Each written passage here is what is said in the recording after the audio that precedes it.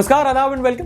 This is Sarthak and you are watching the Sunday show, जहां हम करते हैं हफ्ते की न्यूज की बात एंटरटेनमेंट के साथ। इस हफ्ते एक बड़ी कंट्रोवर्सी हुई जब फीफा ने ऑल इंडिया फुटबॉल फेडरेशन यानी कि AIFF को सस्पेंड कर दिया। अच्छा, quick introduction, FIFA is the international body of football और AIFF इंडिया की है। जैसे क्रिकेट में होता है ना ICC और BCCI, वैसा ही मसला है। अब इससे पहले मैं आपको बताऊं ये क्यों हुआ। आपको जानना जरूरी है कि फुटबॉल दुनिया के सबसे बड़े स्पोर्ट्स में से एक है, जो उसकी हालत इंडिया में हमेशा से खस्ता ही रही है। इतनी बड़ी आबादी और इतने बड़े टैलेंट पूल के बाद भी इंडिया दुनिया को बहुत ही कम फुटबॉल सुपरस्टार्स दे पाया। इसकी कई वजह है, इंफ्रास्ट्रक्चर नहीं है, पॉलिटिक्स बहुत है और जनता को भी कोई खास इंटरेस्ट नहीं है। आपके घर के पास में अगर कोई फुटबॉल फील्ड है तो आप जाके देख लो, वहां बच्चे क्रिकेट खेल रहे होंगे। इंडिया में स्ट्राइकर सिर्फ कैरम में होता है और इस बात से आप भी रिलेट करेंगे कि ज्यादातर लोग मैनचेस्टर यूनाइटेड और FC बार्सिलोना की जर्सी सपोर्ट के लिए कम, सोशल स्टेटस के लिए ज्यादा खरीदते हैं। कुछ ही समय पहले इंडियन सुपर लीग आया था, ISL, तो लोगों को लगा कि अब फुटबॉल की कंडीशन थोड़ी इंप्रूव होगी, बट वो भी खास कोई चेंज ला नहीं पाया माइंडसेट में। लेकिन अब हो गए हैं बैन। क्यों? देखो, इसकी वही वजह है जो 90% हमारी प्रॉब्लम्स की होती है, पॉलिटिक्स। प्रफुल्ल पटेल जो 3 बार चेयरमैन रह चुके थे, वो 3 टर्म के बाद भी अपनी गद्दी नहीं छोड़ रहे थे। फिर सुप्रीम कोर्ट ने एक कमेटी बनाई और उन्होंने कुछ ऐसे चेंजेस सजेस्ट किए जो फीफा को पसंद नहीं आए। और जब फ्रिक्शन ज्यादा बढ़ गया तो फीफा ने कहा, भाई हटा सावन की घटा, हमें आपसे लड़ना ही नहीं है, ये लो बैन का नोटिस। अब ये बैन बहुत दुखद है क्योंकि पॉलिटिक्स खेली गई ऊपर वाले लेवल पे झेलेंगे प्लेयर्स। जैसे कि अंडर 17 वुमेन वर्ल्ड कप जो हमारे ही देश में होना था, वो अनसर्टेन हो गया है। पर क्लब लेवल पे जो मैचेस होते हैं और अगर मान लो कोई प्लेयर ऐसा है जो अपने टैलेंट बेसिस पे कोई बड़े क्लब से साइन होने जा रहा है, तो उसमें भी प्रॉब्लम आ सकती है। आपका इस मामले पे क्या कहना है, आप कमेंट करके बता सकते हैं।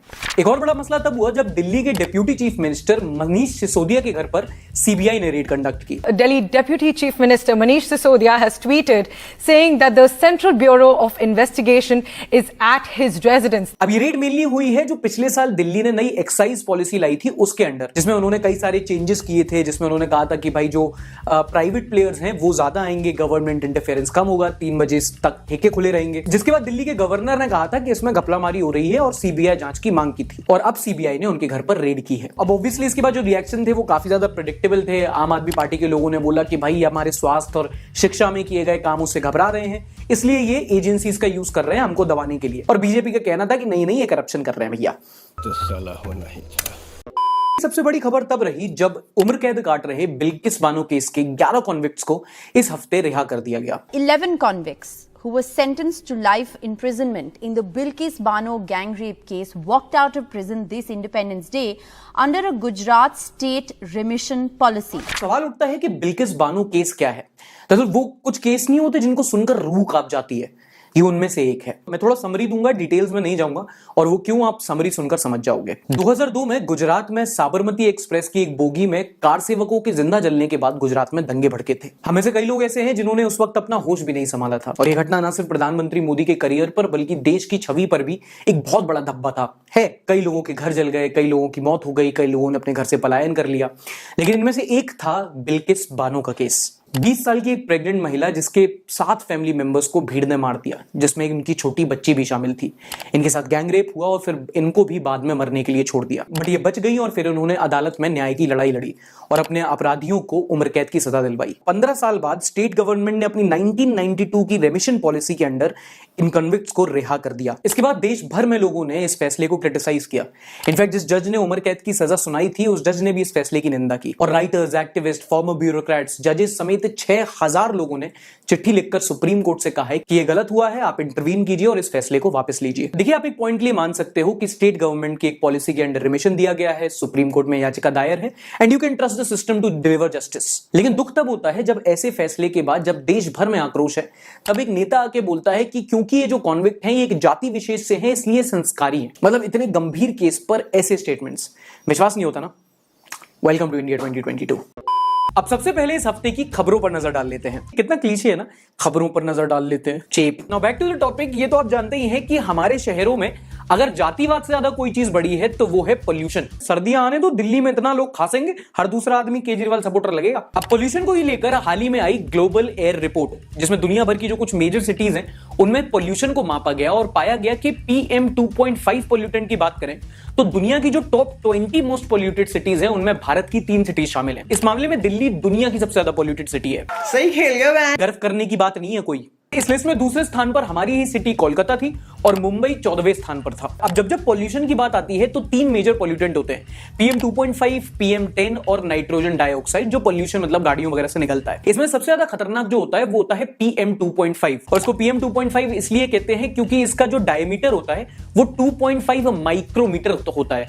रेफरेंस के लिए बताऊं तो ये आपके जो हेयर है, एक जो बाल होता है उसके डायमीटर का 3% होता है। अब आप सोच सकते हैं कि कितना छोटा पॉल्यूटेंट है और है हमारे शरीर को कितना ज्यादा हानिकारक है। अच्छा, आ रही हो चाय पर्सन और कॉफी पर्सन, फर्क नहीं पड़ता, दोनों का कटेगा। अमूल और मदर डेयरी ये देश की 2 सबसे बड़ी कंपनीज हैं जो पैकेज्ड मिल्क देती हैं, और इन्होंने इस हफ्ते अपने दूध के दामों में 2 रुपए प्रति लीटर से बढ़ोतरी की है। मतलब जो आधा लीटर दूध की थैली होती है ना, वो आपको 25 रुपए में मिलेगी। अब कहाँ कुछ ही दिनों पहले 21 रुपए की आती थी। और अगर आप सोच रहे हैं कि भाई हमें क्या, हमारे यहाँ तो दूध महेश भैया की भैंसिया से आता है, तो चिंता मत करो, महेश भैया भी बहुत जल्दी दाम बढ़ा देंगे। लेकिन देखो, कुछ भी कहो, पेट्रोल 100, दूध 50 और डॉलर 80, जिंदगी भले ही मुश्किल कर दी हो, मैथ्स बिल्कुल आसान कर दिए। वाह मोदी जी, वाह वाह। हाल ही में कर्नाटका हाई कोर्ट ने एक बहुत इंपॉर्टेंट डिसीजन लिया है। एक इंश्योरेंस कंपनी और एक मृतक के परिवार में चल रहे केस में सुनवाई देते हुए कर्नाटका हाई कोर्ट ने कहा कि अगर किसी मृतक की एक मैरिड यानी कि शादीशुदा बेटी है तो वो भी उसके इंश्योरेंस कंपेंसेशन की हकदार होगी। दरअसल इंश्योरेंस कंपनी ने हाई कोर्ट में अपील करके कहा था कि विवाहित बेटियों को कॉम्पेंसेशन नहीं दिया जा सकता क्योंकि वो डिपेंडेंट नहीं है और क्लेम लॉस ऑफ डिपेंडेंस के अंडर होता है, जिस पर कोर्ट ने बहुत अच्छा आर्ग्यूमेंट देते हुए कहा कि भाई जो डिपेंडेंस होता है वो सिर्फ फाइनेंशियल नहीं होता, वो इमोशनल भी होता है। इसलिए बेटा हो या बेटी, शादीशुदा हो या नहीं, कॉम्पेंसेशन तो दिया जाएगा। तो खुदा ना खास्ता अगर कोई भगवान को प्यारा हो जाता है तो आपके घर में कॉम्पेंसेशन की लड़ाई नहीं होगी, सिर्फ प्रॉपर्टी के लिए करोगी। इसी बात पे एक शायरी सुनो। पबजी में ग्रेजुएट हैं, किताबी पढ़ाई ना हो, पबजी में ग्रेजुएट हैं, किताबी पढ़ाई ना हो, और वो फैमिली कैसी जहां प्रॉपर्टी पे लड़ाई ना हो। हाय हाय हाय, क्या बात है। देखिए, 15 अगस्त को हर साल हमारे देश का स्वतंत्रता दिवस मनता है। इस साल भी मना था। तुमने डीपी बदली थी, तिरंगा लगाया था। दूर हो जाओ मेरी नजरों से। अब इस दिन कई चीजें होती हैं, जैसे प्रधानमंत्री एक अपनी स्पीच देते हैं, देश उत्साह मनाता है, ऑफिसेस की छुट्टी होती है। लेकिन एक और जो इंटरेस्टिंग बात होती है वो ये कि हमारे जो सिक्योरिटी पर्सनल्स होते हैं, जो CRPF होता है, जो हमारा पुलिस बल होता है, जो बॉर्डर सिक्योरिटी फोर्स होता है, उन्हें बहादुरी के मेडल्स मिलते हैं और इनके बीच में आपस में एक बड़ा हेल्दी सा कॉम्पिटिशन चलता है कि किस फोर्स ने कितने मेडल्स जीते। इस साल 1082 यानी कि 1082 पर्सनल्स को 3 कैटेगरीज में मेडल मिले। इसमें CRPF यानी कि सेंट्रल रिजर्व पुलिस फोर्स और जम्मू कश्मीर पुलिस का इस बार फिर से बोलबाला रहा। दोनों फोर्सेस ने मिलाकर आधे से ज्यादा पुलिस गैलेंट्री मेडल्स जीते। इसके साथ अन्य जवानों को 87 प्रेसिडेंट पुलिस मेडल्स, PPM और 648 police medals for meritorious service मिले। चलो, अगली न्यूज है हमारी दवाइयों से रिलेटेड। डोलो 650, इस दवाई का नाम तो आपने जरूर सुना होगा। सुना क्या, खाया होगा। आपको कभी बुखार हो, सर में दर्द हो, गले में खराश हो, एड्स हो, कैंसर हो, डोलो खिला दी जाती है। हमारे देश में हर प्रिस्क्रिप्शन में डोलो आती है। हमारे यहाँ ऐसा ही होता है। लग रहा है गले में खराश हो गई थोड़ी।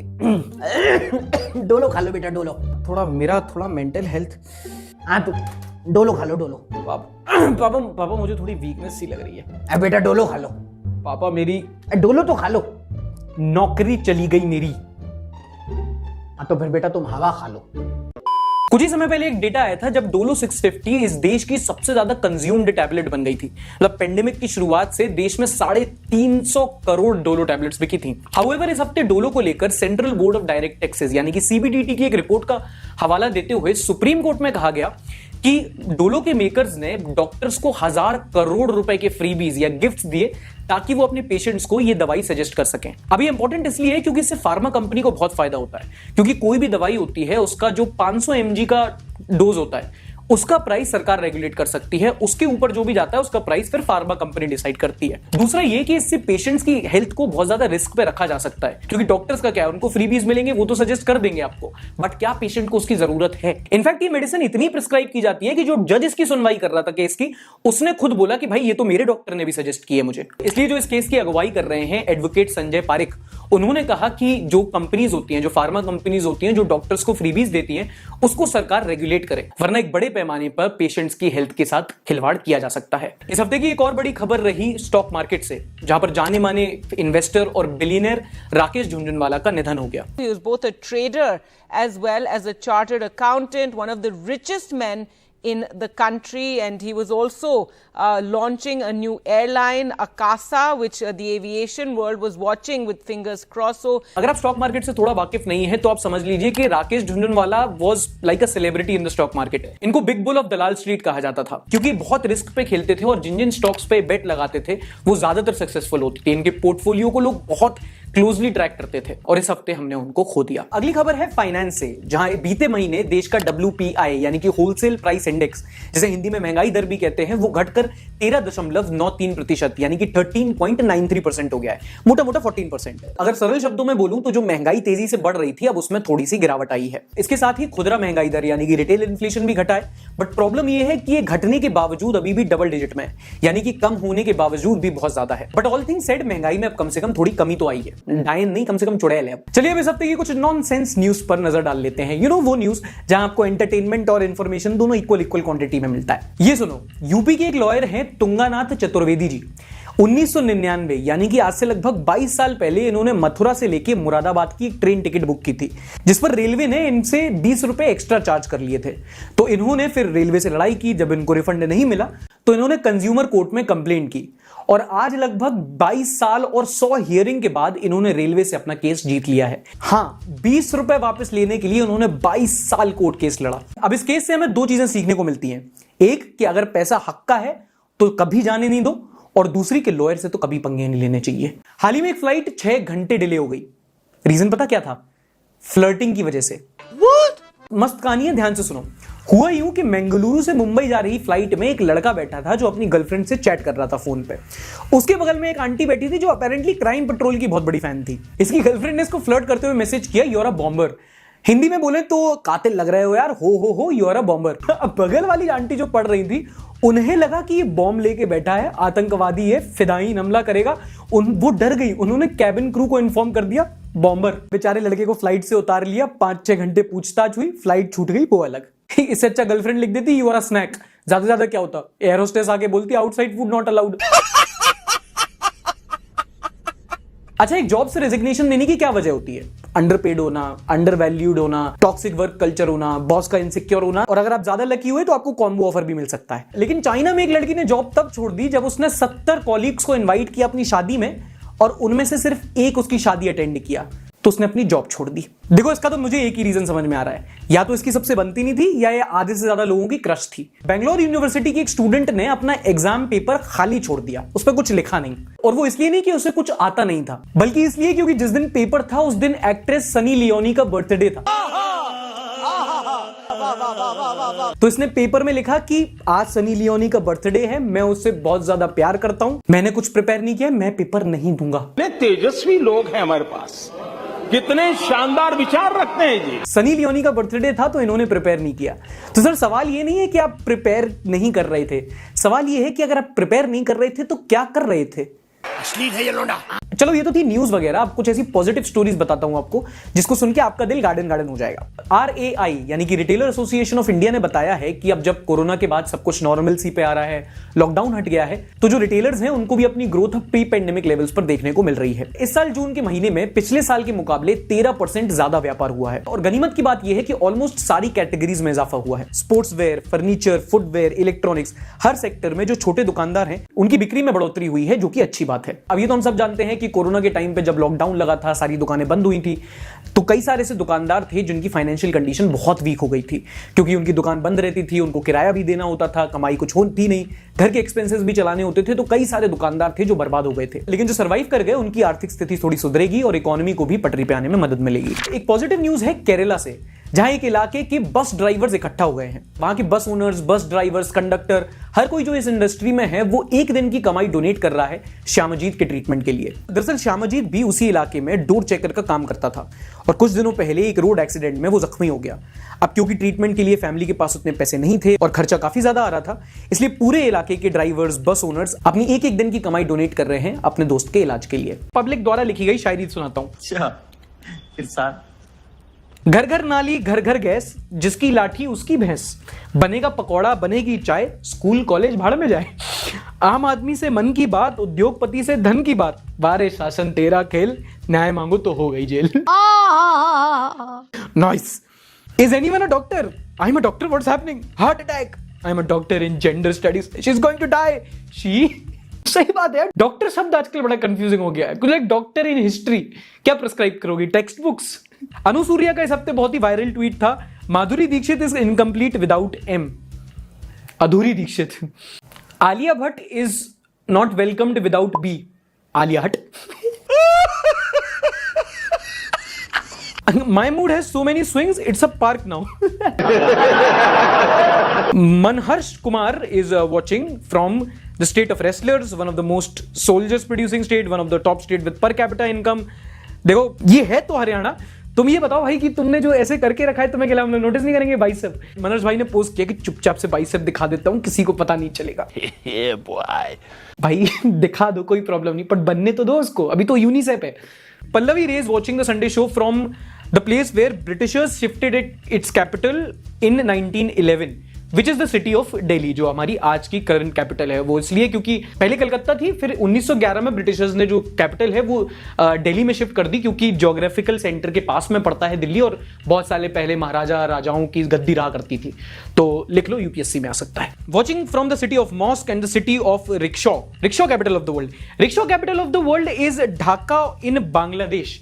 और वो इसलिए कहा जाता है क्योंकि एनी गिवन डे बांग्लादेश की सड़कों पर 5 लाख से ज्यादा रिक्शा चलते हैं। What a beautiful picture by Light Saeed on Instagram. Light Saeed is watching from the town of Sai Baba and Sai Ram, जो है शिरडी। कभी कोई शिरडी जाए तो वहां बहुत अच्छा एक लंगर लगता है, जहां का खाना। अगर आप भी शो में फीचर होना चाहते हैं तो बस इतना करना है कि शो देखते हुए एक सेल्फी लेनी है, उसे सोशल मीडिया पर #SundayWithSarthak के साथ अपलोड करना है और अपनी सिटी की एक हिंट बताना है। कितनी खूबसूरत सिटीज होती हैं, उनके सबके कुछ ना कुछ खूबसूरत बातें होती हैं। तो ये थी इस हफ्ते की सारी न्यूज। पिछले हफ्ते का शो आपको इधर मिल जाएगा। उम्मीद करता हूं आपको पसंद आया होगा। अगर पसंद आया तो लाइक करना मत भूलना, नहीं पसंद आया तो डिसलाइक कर सकते हो। मिलेंगे अगले हफ्ते, तब तक के लिए अपना ख्याल रखना। टाटा बाय बाय, शब्बा खैर। Like, subscribe and share.